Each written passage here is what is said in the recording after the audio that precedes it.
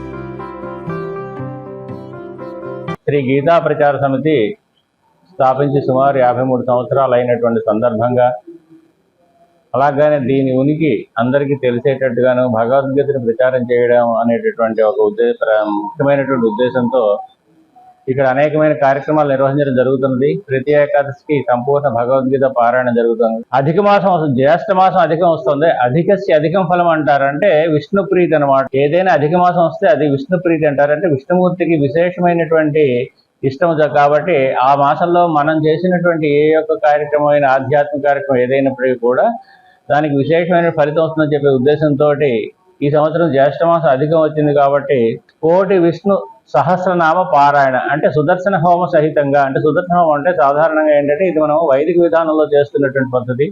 అంటే ఏంటంటే దీనికి మనం ఏదైనా ద్రవ్యం సమర్పించాలంటే అగ్నిహోత్రుల ద్వారా దేవతలకు సమర్పించాలి కాబట్టి సుదర్శన యాగం కూడా దీంతో మిళితం చేసి కోటి విష్ణు సహస్రనామ పారాయణని సుమారు 11 రోజులు దీక్షతోటి ఇక్కడ ఉన్నటువంటి సభ్యులందరూ కలిసి చేయడం జరిగింది. దీనిలో అనేక మంది స్త్రీలు, పురుషులు, అనేకమైనటువంటి గ్రూప్స్, చాలా అంటే ఆధ్యాత్మిక సంస్థలు అన్నీ కూడా మనకి విశాఖపట్నంలో ఉన్న ఆధ్యాత్మిక సంస్థలన్నీ కూడా పార్టిసిపేట్ చేయడం జరిగింది. అలాగనే వేరే వేరే ప్రాంతాల నుంచి వచ్చిన స్వామీజీలు కూడా వచ్చి మనల్ని అందరినీ కూడా ఆశీర్వదించడం జరిగింది. కరీంనగర్ నుంచి శ్రీ విష్ణు సేవానంద స్వామి, అలాగనే శ్రీకాళహస్తి సుఖబ్రహ్మాశ్రమం నుంచి శ్రీ సంపూర్ణానంద స్వామి వారు కూడా వచ్చి మనల్ని 2వ రోజు ఆశీర్వదించడం జరిగింది.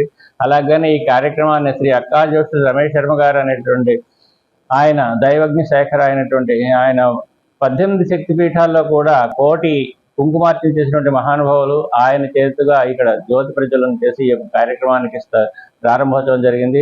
ప్రతిరోజు కూడా అన్ని రకములైనటువంటి హోమములు, ఇష్టి హోమములు, సుదర్శన హోమము, రుద్రహోమం, సూర్య నమస్కారములు, అలాగని మంటప ఆరాధన అన్ని రకమైనటువంటి కార్యక్రమాలు చేస్తూ అనుబంధమైనటువంటి కార్యక్రమాలు అన్నీ చేస్తూ అలాగని ప్రతిరోజు దానికి ఎంతవరకు అయితే వైదిక విధానంగా అన్నదాన కార్యక్రమం కూడా చేయాలో అది కూడా మనం శాస్త్ర ప్రకారంగా మనం చేయడం జరుగుతున్నది.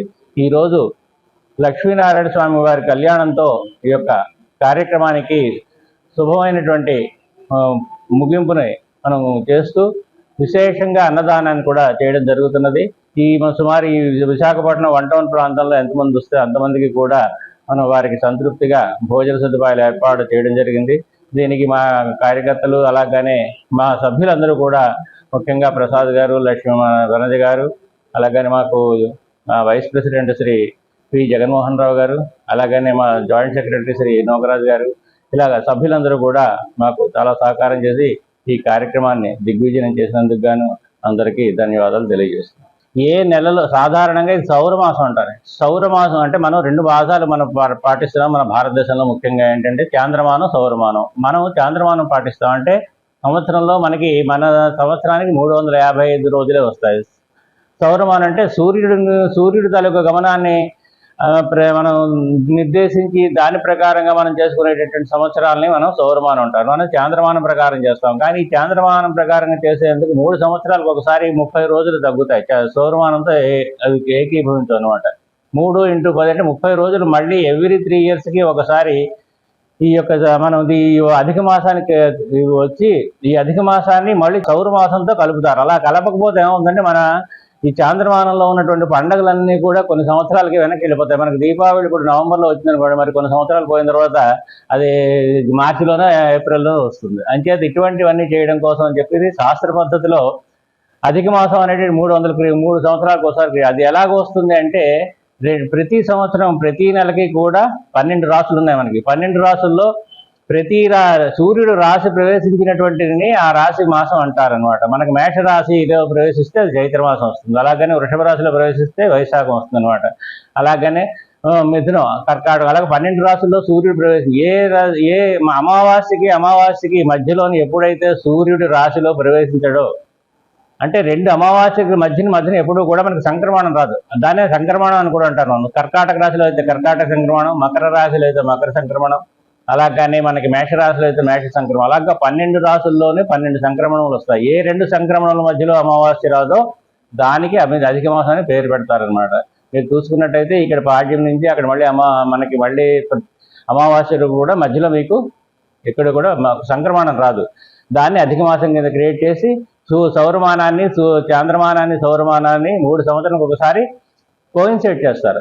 అలా అయినట్లయితే ఏమవుతుందంటే మన పండుగలు మన తాలూకా మన ఇంగ్లీష్ క్యాలెండర్తో కూడా ఆల్మోస్ట్ కోయిన్సైడ్ ఉంటుంటాయి 2-3 సంవత్సరాలు. గ్రిగేరియన్ క్యాలెండర్ కూడా మనం అంటే మన ప్రభుత్వం వారు దాన్ని ఫాలో అవుతారు కాబట్టి దాంతో కూడా మన వారు ఇది కోయిన్సైడ్ చేస్తూ ఈ యొక్క కార్యక్రమాలని మనకి సరిపెడుతూ ఉంటారు అన్నమాట. అధిక మాసంలో ఉన్నటువంటిది ఏంటంటే అధికం ఫలం అని శాస్త్రంలో చెప్తారు. అంటే ఏదైనా మామూలుగా ఉండేటప్పుడు సమమైన ఫలం వస్తుంది. అధిక మాసం కాబట్టి అధికమైన ఫలం వస్తుంది. అధిక మాసం ఎందుకు వచ్చిందని చెప్పిన కారణం వల్ల అధిక మాసం వస్తుంది. అంటే ఎవ్రీ 3 సంవత్సరాలకు ఒకసారి వస్తూ ఉంటుంది అధిక మాసం రాదు, ప్రతిసారి రాదు కాబట్టి ఆ సంవత్సరంలో చేసింది అధికమైన ఫలం వస్తుంది. గత 12 రోజుల నుంచి మనం చేస్తున్నటువంటి కార్యక్రమం ముగింపుగా ఈరోజు మొట్టమొదటిగా మహాపూర్ణాహుతి చేయడం జరిగింది. అలాగని మండపములు ఏవైతే మనం అన్ని రకములైన వాస్తు మండపం కానీ, తర్వాత ప్రధాన మండపంలో ఉన్నటువంటి సుదర్శన మండపం, తర్వాత నవగ్రహ మండపము, తర్వాత సర్వతోభద్ర మండపం, ఇలాగా మనం 5 రకములైన మండపం ఆరాధన చేసుకోవడం జరిగింది. వాటన్నిటికీ కూడా మనం ఉద్వాసన చేయడం అంటే వాటిని ఈ రోజుతో వాటిని పరిసమాప్తి చేయడం జరుగుతుంది. అలాగనే మనం అంకురారోపణ కూడా జరిగింది. ధ్వజపటం కూడా ఈరోజు మనం 12 రోజులు మనం చేసినటువంటి ఉత్సవాలకి మనం ఏంటంటే ఒక జెండా అంటారు దాన్ని, యాక్చువల్గా ధ్వజం అంటారు. మనం ఏదైనా దేవతా ఉత్సవాలు చేసేటప్పుడు ధ్వజారోహణ ఉంటారు. అంటే ధ్వజం మనం ఈ ఉత్సవం చేస్తున్నాం అని చెప్పేసి అందరికీ దేవతలందరికీ దాన్ని గరుడు అంటే గరుడ పక్షి కానీ, అంటే మన ఆగమ శాస్త్ర ప్రకారం అంటే కొన్ని చోట్ల అయితే త్రిశూలం వేస్తారు, కొన్ని సాంప్రదాయాల్లో గరుడు ఉంటాడు, కొన్ని సాంప్రదాయాల్లో ఆంజనేయుడు ఉంటాడు. ఏదేమైనా సరే ఆ ధ్వజం మీద ఉన్నటువంటి అంటే మనం ఈ ఉత్సవం చేస్తున్నామని అందరికీ తెలియడం కోసం, ఈ సాంప్రదాయంలో చేస్తున్నామని తెలియడం కోసం ఆ ధ్వజం అక్కడ ఉంటుంది. ఆ ధ్వజాన్ని కూడా ఈరోజు అవరోహణం చేస్తాం. అంటే ఈ రోజుతో మన కార్యక్రమం ఏందని చెప్పడం కోసం అని చెప్పేసి అవరోహణం కూడా అయింది. అలాగనే అన్ని కార్యక్రమాలకి ముగింపుగా శ్రీ లక్ష్మీనారాయణ, సాధారణంగా ఏదైనా కార్యక్రమంతో ఒక కళ్యాణోత్సవంతో ముగింపు జరుగుతుంది. అలాగనే ఈ సంవత్సరం ఇప్పుడు ఈ రోజు కూడా మనం శ్రీ లక్ష్మీనారాయణ వైష్ణవ సాంప్రదాయ పాంచరాత్ర రాగం ప్రకారం కూడా లక్ష్మీనారాయణ స్వామి కళ్యాణం చేసుకుని ఈ కార్యక్రమాన్ని ముగించడం జరిగింది. తర్వాత భక్తులందరికీ, వచ్చిన వారందరికీ కూడా విశేషమైనటువంటి అన్నప్రసాద వితరణ కూడా జరుగుతున్నది. ఓం నమో భగవతే వాసుదేవాయ. శ్రీ గీతా ప్రచార సమితి 1975లో స్థాపించడం జరిగింది. ఈ భగవద్గీత అత్యంత పవిత్రమైన భారతీయ గ్రంథం. ఇది కేవలం భారతదేశానికే కాదు, విశ్వ మానవ పారాయణ గ్రంథం కాబట్టి విదేశీయులు కూడా వారి భాషల్లో మన భగవద్గీతను అనువాదం చేసుకొని పారాయణ చేసి ఆ గీత యొక్క మహత్యాన్ని, గొప్పతనాన్ని వారు అనుభవిస్తున్నారు. అటువంటి దివ్యమైన భగవద్గీతను ప్రతి ఒక్కరికి, ప్రతి ఇంటికి చేరాలనే ఉద్దేశంతో మా గీతా ప్రచార సమితి కృషి చేస్తుంది. ప్రతి సంవత్సరం చిన్నపిల్లలకు, పెద్దలకు భగవద్గీత పోటీలు నిర్వహించడం, వివిధ కార్యక్రమాలు నిర్వహిస్తూ గీతా జయంతి కార్యక్రమాన్ని అత్యంత వైభవంగా నిర్వహించడం జరుగుతుంది. ఈ సంవత్సరం 18 హోమగుండాలతో ఈ భగవద్గీత హోమ కార్యక్రమాన్ని చేయడానికి గీతా జయంతి సందర్భంగా ఏర్పాట్లు చేస్తున్నాం. ప్రతి ఒక్కరికి మనవి చేసేది ఒకటే, భగవద్గీత విశ్వ మానవ పారాయణ గ్రంథం. ప్రతి ఒక్కరూ పారాయణ చేసి తరించవలసిన దివ్యమైన గ్రంథాన్ని ప్రతి ఒక్కరూ పారాయణ చేసి తరించవలసిందిగా ప్రార్థిస్తూ, ప్రతి ఇంట్లో శుభకార్యం జరిగినప్పుడు ఈ భగవద్గీత పుస్తకాన్ని పంచిపెట్టినట్టయితే 10 మందికి ఈ గీత ప్రచారం జరుగుతుంది. అలాగే పుట్టినరోజు, ఇతర శుభకార్యాల్లో కూడా పిల్లలతో భగవద్గీత పారాయణ నిర్వహించడం బాగుంటుందని సందేశం. ప్రతి ఒక్కరూ ఆహారం తీసుకునే ముందు భగవద్గీతలో 2 శ్లోకాలు, 4వ అధ్యాయంలో 24వ శ్లోకం బ్రహ్మార్పణం బ్రహ్మహవికి, అలాగే 15వ అధ్యాయం 14వ శ్లోకం అహం వైశ్వానరో భూత్వా ప్రాణినాం దేహమాశ్రిత. ఈ 2 శ్లోకాలని పారాయణ చేసి ఆహారాన్ని మహాప్రసాదంగా మార్చుకుని ఆ ప్రసాదాన్ని స్వీకరించి స్వామి యొక్క దివ్య కరుణ కటాక్షాలు పొందవలసిందిగా గీతా ప్రచార సమితి సవినయంగా మనవి చేసుకుంటుంది. హరి ఓం. చివరిగా ఈ కోటి సహస్రనామ పారాయణ దిగ్విజయంగా, విష్ణు సహస్రనామ పారాయణ అత్యంత వైభవంగా ముగియడానికి సహకరించిన మా కార్యవర్గ సభ్యులందరికీ, అలాగే భక్త మహాశయులకు, దాతలకు కూడా మా గీతా ప్రచార సమితి కృతజ్ఞత అందజేస్తుంది. గీతా ప్రచార సమితి 1973లో స్థాపించబడి 2023 వరకు కూడా ఈ గీతా ప్రచార సమితి గీతా ప్రచారానికే అంకితమయ్యి 2023లో 50 సంవత్సరాల స్వర్ణోత్సవాలు జరుపుకున్నాము. అప్పుడు చాలా కార్యక్రమాలు కూడా జరిగాయి. ఈ రోజు ఇక్కడ కోటి విష్ణు సహస్రనామము, దానితో అనుబంధంగా శ్రీ సుదర్శన హోమం కూడా నిర్వహించడం జరిగింది. 11 రోజులలో కోటి విష్ణు సహస్రనామ పారాయణానికి అధిక సంఖ్యలో భక్తులందరూ వచ్చి ఉదయము సాయంత్రము కూడా పారాయణం చేసి 11 రోజుల్లో కోటిని సంపూర్ణం చేసుకున్నందుకు స్వామివారి యొక్క ఆశీస్సులు అందరికీ కలిగాయి. అందరూ కూడా చాలా ఆనందంగా ఉన్నారు. ప్రతిరోజు కూడా అన్నదాన కార్యక్రమం జరిగింది. అలాగే ఇష్టి హోమాలు కూడా నిర్వహించడం జరిగింది. స్వామివారి ప్రతిష్టా దినోత్సవం అయిన మే 27వ తారీఖున కూడా స్వామివారికి 1,00,000 మల్లెలతో పూజ నిర్వహించడం జరిగింది. అందరూ కూడా స్వామివారిని దర్శించుకున్నారు. ఈ రోజు స్వామివారికి లక్ష్మీ నారాయణ కళ్యాణం కూడా చేశాము. అలాగే వేద ఆశీర్వచనం కూడా ఇప్పించడం జరిగింది. భక్తులందరూ కూడా కోటి విష్ణు పారాయణంలోని పాల్గొన్నారు. అలాగే ఈ రోజు కళ్యాణంలో కూడా వచ్చి అందరూ కూడా స్వామి యొక్క ఆశీస్సులు తీసుకున్నారు. ఈ శ్రీ గీతా ప్రచార సమితి ఇలాగే మంచి కార్యక్రమాలు, శ్రావణ మాసంలో వచ్చే స్వామివారి యొక్క శ్రావణ బహుళాష్టమి, స్వామివారి కృష్ణాష్టమి వేడుకలు, అలాగే డిసెంబర్లో వచ్చే గీతా జయంతి వేడుకలు కూడా అత్యంత వైభవంగా నిర్వహిస్తున్నాము. ప్రతి ఏడాది కూడా స్వామివారికి కోసం ఊరేగింపు నిర్వహించి అధిక సంఖ్యలో భక్తులకు అలాగే పిల్లలకు కూడా గీతా కాంపిటీషన్స్ పెట్టి అందరికీ కూడా గీత యొక్క ప్రాశస్త్యాన్ని అవేర్నెస్ ని కలిగిస్తున్నాము. ఇలాగే 10 కాలాల పాటు గీత ఈ దేశమందే కాదు, ఈ ప్రపంచం అంతటా కూడా గీతని ప్రచారం చేయాలనేదే మా యొక్క ముఖ్య ఉద్దేశము. శ్రీ గీతా ప్రచార సమితి వారి ఆధ్వర్యంలో శ్రీ పరాభవనామ సంవత్సరంలో ముఖ్యంగా అధిక జ్యేష్ఠ మాసం విష్ణుమూర్తికి ప్రీతికరం అని చెప్పి సుదర్శన సహిత శ్రీ కోటి విష్ణు సహస్రనామ పారాయణ కార్యక్రమాన్ని చాలా వైభవంగా సనాతన ధర్మాన్ని సాంప్రదాయాన్ని అనుసరిస్తూ నిర్వహించడం జరిగింది. 18వ తేదీ నాడు మొదలైనటువంటి మన ఈ ఉత్సవం ఈ 29వ తేదీ నాడు శ్రీ లక్ష్మీనారాయణ కళ్యాణంతో లోక కళ్యాణార్థం లక్ష్మీనారాయణ కళ్యాణాన్ని నిర్వహించి ఈ ఉత్సవాన్ని ముగింపు చేయడం జరిగింది. ఈ ఉత్సవం మధ్యలో నవగ్రహ ఆరాధన, మండపారాధన, సూర్య నమస్కారాలు, అలాగే పరమేశ్వరునికి అభిషేకాలు, అదేవిధంగా స్వామివారికి లక్ష మల్లెలతో పూజ, ముఖ్యంగా రుద్రాభిషేకం అట్లాంటి కార్యక్రమాలని కాకుండా శ్రీ కృష్ణ పరమాత్ముడిని నరసింహస్వామిగా అలంకరించి నరసింహస్వామి రూపంలో స్వామివారి యొక్క అవతారాన్ని చూపించడం జరిగింది. అలాగే సన్నిధిలో ఉన్నటువంటి శ్రీ లలితా పరాభట్టారికి అమ్మవారు, శ్రీ షిరిడి సాయినాథులు కూడా ప్రత్యేకంగా పూజలు, అర్చనలు, అమ్మవారి కుంకుమార్చనలు కూడా చేయడం జరిగింది. మరి మన భారతీయ సాంప్రదాయంలో భాగమైనటువంటి ముఖ్యంగా అధిక జ్యేష్ఠ మాసంలో విష్ణుమూర్తికి ప్రీతికరం అని చెప్పి ఈ కోటి విష్ణు సహస్రనామాన్ని నిర్వహించడంలో మన విశాఖ నగరానికి చెందినటువంటి సుమారు 50 సంవత్సరాలకు పైన సుదీర్ఘంగా ఆధ్యాత్మిక సేవ చేసినటువంటి భగవద్గీత కోసమే నిర్మించినటువంటి శ్రీ గీతా ప్రచార సమితి కార్యాలయంలో, శ్రీ గీతా ప్రచార సమితి గీతా భవనంలో శ్రీ గీతా ప్రచార సమితి కమిటీ వారి ఆధ్వర్యంలో ఈ ఉత్సవాలు జరగడం చాలా ముదావకంగా, చాలా అభినందనీయాన్ని మనం చెప్పుకోవచ్చు.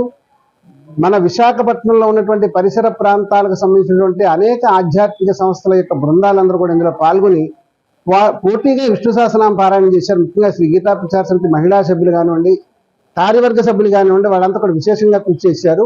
మరి ఇంచుమించుగా ఒక 18 మంది వరకు అర్చకులు, వివిధ అర్చకులు, ఘనాపాటిల వేద పండితులంతా కూడా పాల్గొని వీరంతా కూడా పూజాది కార్యక్రమాలు, సూర్య నమస్కారాలు నిర్వహించడం జరిగింది. హోమాలు, ఘనమైనటువంటి హోమాలు కూడా నిర్వహించడం జరిగింది. హోమంలో కృష్ణ పరమాత్మ యొక్క దర్శనం కూడా లభించిందని చెప్పి ఆనందదాయకం ఈ విషయాన్ని ముందు వ్యక్తపరుస్తున్నాము. మరి ఈ రోజు చివరి రోజు అయినటువంటి 29వ తేదీ నాడు చతుర్వేద పారాయణం ఒక పక్క చేస్తూ మరో పక్క మంగళధ్వని వేద మంత్రాలతో శ్రీ లక్ష్మీనారాయణ కళ్యాణ మహోత్సవాన్ని కూడా అత్యంత వైభవంగా నిర్వహించడం జరిగింది.